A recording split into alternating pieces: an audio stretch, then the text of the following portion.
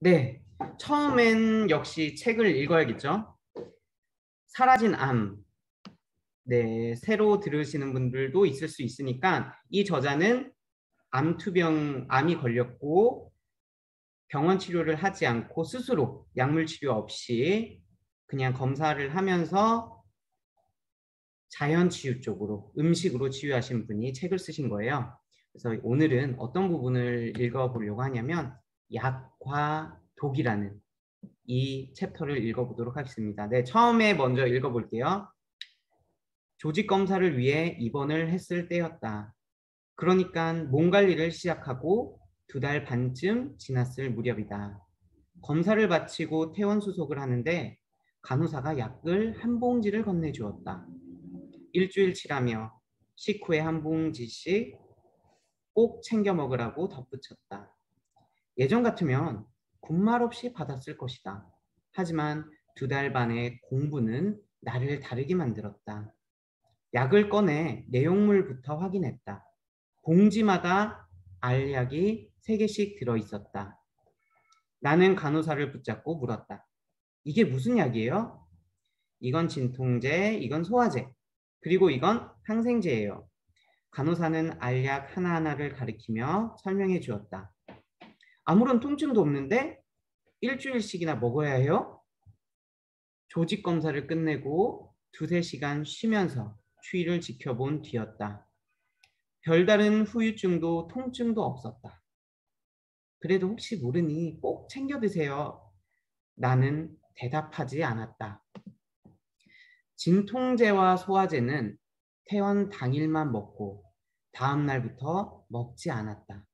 통증도 없고 소화도 잘 되는데 먹을 이유가 없었다. 간호사의 말처럼 혹시나 싶어 보관만 했다. 항생제는 사흘 동안 먹었다. 몸속의 상황을 알 수 없어 내 나름대로 만전을 기한 것이었다. 약은 독이다. 공부를 하면서 깨달은 핵심 내용 중 하나다. 약은 치료를 목적으로 한다. 치료는 잠시만요. 지금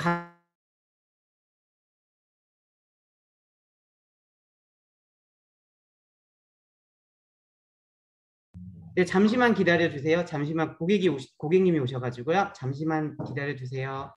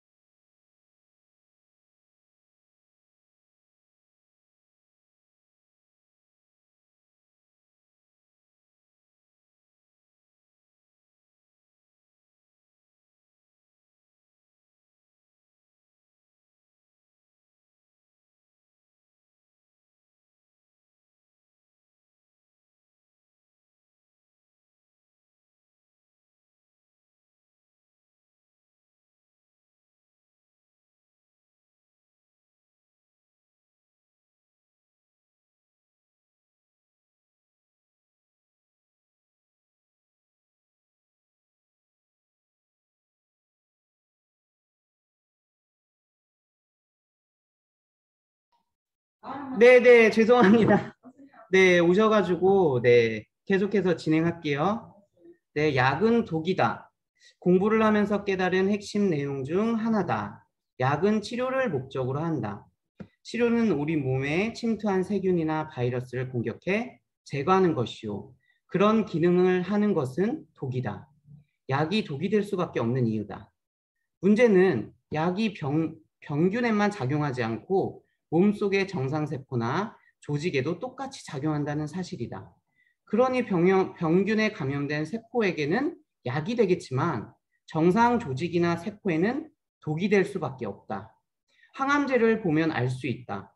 암세포를 죽이고 종양을 파괴해서 암을 치료하지만 동시에 정상 조직과 세포도 파괴하기 때문에 면역을 떨어뜨린다. 탈모 증상을 비롯해 암 환자에게 나타나는 각종 부작용이 바로 그 때문이다. 정도의 차이가 있을 뿐 모든 약이 다 이러한 이중성을 갖고 있다. 그러니 가능하면 먹지 말아야 한다. 불가피하게 복용할 때에도 최소화해야 한다. 그래야 부작용 또한 최소화할 수 있다. 약의 치료 효과는 사람마다 다르게 나타난다. 같은 질병이라도 건강하고 면역력이 강한 사람은 약이 필요 없을 수 있고 반대의 경우에는 더 오랫동안 복용해야 할 수도 있다. 그러니 환자의 상태에 따라 복용 기준이 다를 수밖에 없다. 하지만 현실은 그렇지 않다. 병원에서는 환자에 상관없이 질병에 따라 처방한다. 같은 질병이라면 누구에게나 같은 처방을 한다. 그것도 만일의 경우에 대비해 허약하고 면역이 떨어지는 환자를 기준으로 한다. 대다수의 보통 사람들에게는 과다한 처방이 될 수밖에 없다. 이런 말은 하고 싶지 않지만 그것이 병원의 수익과 직결된다는 것 또한 부정할 수 없다. 그러니 의사만 믿고 무조건 따를 일이 아니다. 내가 주치의가 되어 내 몸을 알고 내 몸의 반응을 살펴 복용 여부와 기간 등을 판단해야 한다. 그래야 약이 독이 되는 것을 막을 수 있다. 조직 검사 후에 그때를 제외하고 지금까지 나는 어떠한 약도 먹지 않았다. 증상이 없는 것이 아니었다.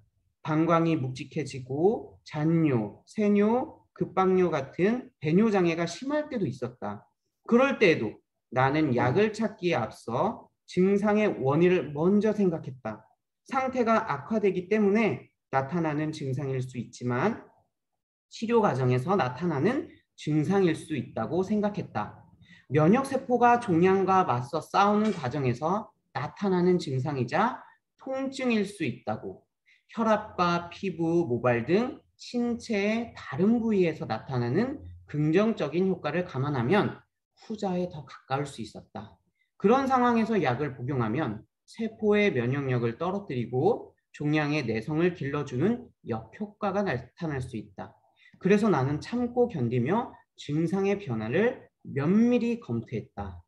네, 이 저자가 이렇게 쓴 글 읽어보니까 어때요?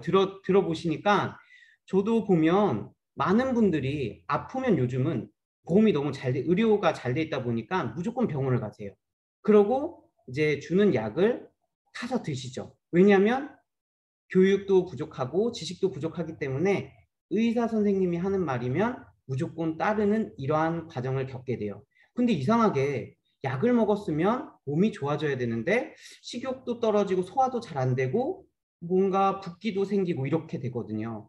근데 여기서 뭐라 해요? 모든 사람에게 맞춰서 처방할 수는 없고 가장 면역이 낮은 사람의 기준을 보편화시켜서 처방을 하기 때문에 과다한 처방이 될 수 있다 했잖아요. 그렇기 때문에 네, 우리가 항상 살펴보면서 약을 해야 돼요. 조심히 가세요. 네, 그렇기 때문에 우리가 약이 독이 될 수 있다는 거지 약은 무조건 독이다는 아니에요. 약은 치료 목적이지만 우리가 지혜롭게 이렇게 살펴가면서 먹어야 된다는 거. 그리고 약은 무조건 아플 때 약을 찾는 게 아니라 여기서 뭐라 했어요? 이 암 환자는 정말 우리 목숨을 갖고 있잖아요, 담보로. 근데 어떻게 했대요? 내가 점점점 몸이 안 좋아져도 내가 좋아지는 과정에서 나오는 건지 아니면 안 좋은지 더 살펴보고 약이 아니라 먼저 내가 어떤 걸 했는지 찾아본다고 했습니다. 그래서 약을 무조건 찾고 그러지 마시고요. 우리 몸이랑 대화하는 습관을 기르면 좋을 것 같습니다.